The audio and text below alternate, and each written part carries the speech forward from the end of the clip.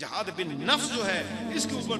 तवज्जो करनी पड़ेगी, इसके ऊपर मेहनत करनी पड़ेगी, इसकी इस्लाह करनी पड़ेगी। और पूछा जाता है जहाद बिन नफ्स कैसे मिलता है? जहाद बिन नफ्स अगर करना है तो इसके लिए फिर आपको अल्लाह वालों के पास जाना होगा, अहलुल्लाह के पास तरबियत लेनी होगी, और फिर वहां की सऊबतें और वहां की आजमाइशों के ऊपर आपको और उस तराजू के अंदर तुलना होगा, और फिर जाके जहाद बिन नफ्स होगा। ये इस तरह नहीं है कि ये बाजार से मिल जाएगा और जहाद बिन नफ्स 2-4 दिन की रातों के साथ जो है आप जहाद बिन नफ्स होंगे। आपको इस्तिकामत इख्तियार करनी होगी, आपको सब्र के साथ चलना होगा, और एक ही उम्मीद मौला के साथ लगानी होगी। मुर्शिद को पकड़ा, इमाम को पकड़ा, हादी को पकड़ा, रहबर को पकड़ा, उस्ताद को पकड़ा। तमन्ना यह है कि मौला के साथ मेरा ताल्लुक बन जाए, तमन्ना यह है कि अल्लाह के हबीब सल्लल्लाहु अलैहि वसल्लम के साथ मेरा ताल्लुक बन जाए, और फिर उसके ऊपर कायम हो गया, डट गया। फिर दाएं बाएं ना देखा, आगे पीछे ना देखा, फिर रिश्तेदारियां ना देखी, फिर खानदान ना देखा,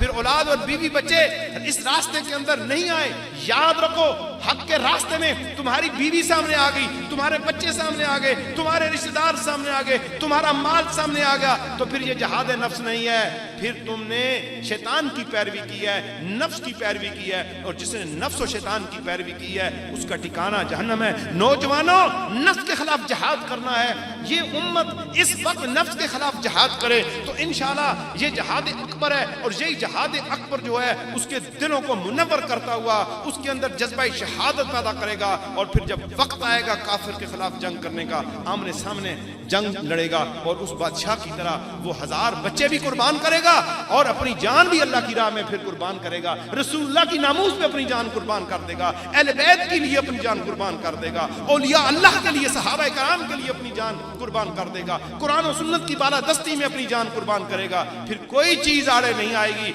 इसलिए उसने रसूलुल्लाह की बात को मान लिया है, उसने जहाद बिन नफ्स किया है, इसलिए उसका शऊर उजागर हो गया है। जो उसके दिमाग में एक चीज थी, उसके दिमाग में जो चीज डाली गई, नफ्स के खिलाफ जहाद, और उसके दिल ने इसको कबूल किया, उसकी आज़ा अल्लाह के सामने झुक गए, तो फिर वो कामयाब ही कामयाब है। फिर वो ज़ाहिरी मौत को से नहीं डरता, उसे पता है कि इस मौत के बाद फिर एक नई जिंदगी है, और वो नई जिंदगी क्या है, वो नई जिंदगी तो फिर आगे जाएंगे तो फिर पता चलेगा कि वो नई जिंदगी है क्या।